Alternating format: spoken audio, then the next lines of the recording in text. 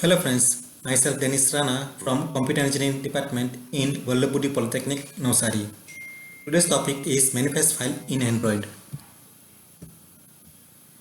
This manifest file is actually an XML file that is written as a markup language like your activity_main.xml. This Android manifest file helps you to know what all components you have declared in your application. So in short, you can say it is a summary of your application. Suppose your application requires internet connection or your application is based on the camera. So in that case, you need permissions. Now your application is compatible with what devices the API level.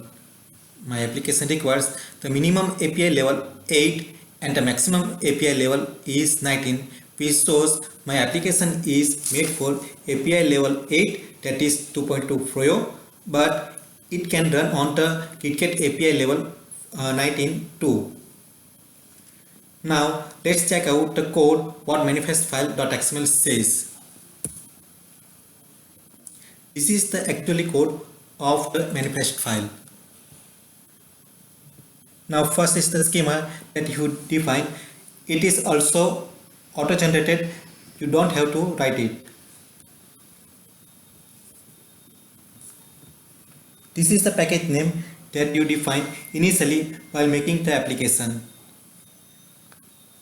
Now this tag uses this SDK, Android SDK version 8. So this app is targeted to the minimum API level 8, that is 2.2 Froyo, but your application also compatible with the API level 19, that is KitKat 4.4. So in between 8 and 19, all the devices can run your application.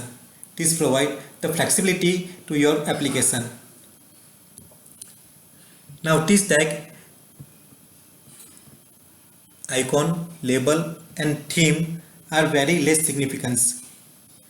This icon is actually the app icon that appears in your smartphone, and this is the theme. You can change your theme from styles.xml file. Now this activity from here to here,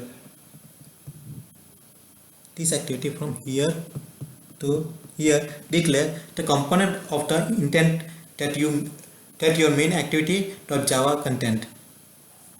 Now this intent text filter actually define the action and category tag.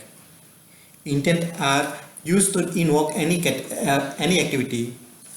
Now you can invoke your main activity.java by using this action name android.intent.action.main, android.intent.action.main, and it is under the category launcher. That is, when you open your application, then the first screen that appears in your phone is main activity.java. Now if we define another activity, so in that case you have to define the category like android.intent.category.default. This is all for android.manifest file. Thank you.